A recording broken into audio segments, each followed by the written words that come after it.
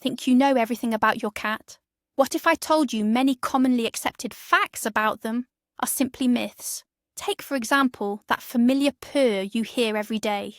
It might not mean what you think at all. Today, we're going to debunk 6 of the most popular cat myths that it's high time we stop believing. Be prepared, because some of these revelations might completely change how you view your furry friend and help you provide even better care for your pet. Cats have lived alongside humans for thousands of years. Over this time, they've become the subject of fairy tales, legends, and, inevitably, countless misconceptions. Some myths stem from a misunderstanding of their behaviour, while others originated from cartoons and old stories. But truly understanding the nature of cats is the key to their health and a stronger, more fulfilling relationship with them. So let's kick things off with a myth that seems to be universally known, even by those who've never owned a cat. It goes something like this: cats always land on their feet. This assertion has become so deeply ingrained in our culture, it's practically an axiom. We see it in cartoons, we hear it in casual conversations. But is it truly accurate? To be fair, there's a huge grain of truth to this myth. Cats really do possess an innate, almost supernatural ability to reorient themselves in mid-air. This phenomenon is known as the righting reflex. It's all thanks to the unique design of a cat's body. First off, they have an incredibly sensitive vestibular system located in their inner ear. This system instantly detects which way is up and which way is down. The moment a cat begins to fall, its brain receives an alarm signal, triggering a precise sequence of movements.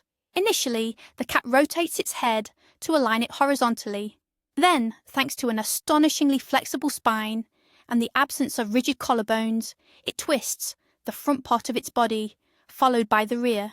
Paws extend downwards, the back arches to cushion the impact, and voila! The cat is poised for landing. This entire acrobatic maneuver takes mere fractions of a second. But here's where the primary danger of this myth lies. That word always is a massive overstatement. The righting reflex isn't magic, it's physics. And for it to work, certain conditions must be met. The most crucial condition is time, which directly translates to height. Paradoxically, falling from a relatively low height, like off a table or out of your arms, can be far more dangerous than falling from a second-story window. The cat simply doesn't have enough time to complete its aerial maneuver. As a result, it can land awkwardly on its side, back, or even head, sustaining serious injuries. On the flip side, extreme heights don't guarantee safety either. Yes, the cat will have time to reorient, but the laws of gravity haven't been suspended. The force of impact with the ground will be immense. While their paws act as shock absorbers, they can't dissipate all the energy from a high fall. The consequences can be devastating: fractured limbs, ruptured internal organs, and jaw injuries. So please disabuse yourself of the notion that your cat is invulnerable to falls. It's merely a survival mechanism that, unfortunately, is far from foolproof. Always ensure your windows have secure screens, and never gamble with your pet's well-being by clinging to old wives' tales. Moving on, let's tackle our second myth, one that's firmly lodged in our minds thanks to countless cartoons and children's books: the idea that cats absolutely need milk. We all recognise that picture of a cute kitten eagerly lapping milk from a saucer. It just looks so natural and right, doesn't it? However, this is where a big, unpleasant surprise awaits us. For the vast majority of adult cats, cow's milk isn't a treat at all. It's a direct route to digestive problems, and there's a simple scientific explanation for this. It all comes down to a substance called lactose, also known as milk sugar. To digest it, a special enzyme called lactase is needed. Young kittens produce this enzyme in large quantities while they're nursing from their mother. This makes perfect sense and is naturally designed, as milk is their sole food source. However, as soon as a kitten grows up and transitions to solid food, its body decides that lactase is no longer needed. The production of this enzyme drastically decreases or stops altogether. This is similar to what happens with many humans as they age. They develop lactose intolerance. So imagine this: An adult cat, with hardly any of the necessary enzyme, drinks cow's milk. What happens next? The undigested lactose travels straight to the large intestine, where it becomes food for bacteria. The result is bloating, gas, abdominal pain, and most commonly, diarrhea. There's little good in this, both for the cat and for its owner, who will then be dealing with a messy litter box. Of course, you might say, but my cat drinks milk and they're perfectly fine. Yes, there are exceptions. Some cats do retain the ability to digest small amounts of lactose, but that doesn't mean milk is beneficial for them. It's high in fat and completely unbalanced in its nutritional composition for a carnivore. So, what should you do? The answer is simple. The best and most essential drink for a cat is clean, fresh water. It should always be available. If you really want to give your pet a treat, pet stores sell special lactose-free milk for cats. But remember, this is just a treat, not a primary source of hydration. Let's leave this milk stereotype in the past for the health and comfort of our furry friends. Our next myth is all about emotions. It goes like this. If a cat is purring, it means they're happy. We've always assumed this rumbling sound is the ultimate sign of feline bliss. You're petting your cat, they're curled up on your lap, and their little motor starts up. It seems obvious, doesn't it? They're clearly on cloud 9, and in most cases, you'd be right. Cats do indeed purr out of contentment when they feel comfortable, safe and relaxed. It's their way of saying, I'm good, keep going. Kittens even start purring within their first few days of life, using it to communicate with their mother during feeding. It's a signal that everything is okay and the milk is flowing. But here's where it gets really interesting. Purring is a far more complex and multifaceted mechanism than just an expression of joy. Scientists and veterinarians have long observed that cats purr in a variety of situations, some of which are far from happy. For example, a cat might purr when they're scared or experiencing intense stress. You've probably noticed this at the vet's office. Your cat sits on the examination table, terrified, yet they're purring. This doesn't mean they're enjoying the checkup. Instead, they're trying to self-soothe and signal to those around them that they're not a threat. It's a sort of white flag. I'm scared, please don't hurt me. What's more, cats purr when they're in pain. Injured animals or cats during labour often make this sound. At first, it seems counterintuitive. Why expend energy purring when you're already suffering? The answer might surprise you. Research has shown that the vibrations created by purring occur at a specific frequency range, between 25 and 150 Hz. It turns out that vibrations within this range can promote tissue healing and even bone regeneration. Essentially, purring is a form of self-medication. A cat uses its internal vibrating massager to alleviate pain and accelerate recovery. It's an astonishing evolutionary mechanism. So, the next time you hear your cat purr, don't jump to conclusions. Pay attention to the context, their body language, the situation. If they're relaxed and rubbing against you, they're likely happy. But if they're tense, hiding, or showing signs of illness, their purr might be a cry for help or an attempt to heal themselves. Let's dive into the world of superstitions. Myth number 4 is one of the oldest and unfortunately most persistent. Black cats bring bad luck. Just a black cat crossing their path is enough to make impressionable people change their route, grab a button, or spit over their shoulder. But where did this peculiar belief even originate? Its roots delve deep into medieval Europe. During those dark times, the era of witch hunts, anything mysterious or misunderstood incited fear. And cats, especially black ones, were perfect candidates for the role of the devil's accomplices. Their nocturnal habits, eyes glowing in the dark, and silent gait, all of it seemed supernatural. The church actively fueled these fears, believing that witches could transform into black cats to secretly carry out their dark deeds. The colour black itself was associated with night, evil, and death. Consequently, these unfortunate animals were persecuted and destroyed, alongside women accused of witchcraft. This irrational fear proved incredibly resilient and has survived to this day, morphing into a common superstition. But let's look at this from a logical perspective. Can an animal's fur colour possibly influence events in our lives? Of course not. It's simply genetics.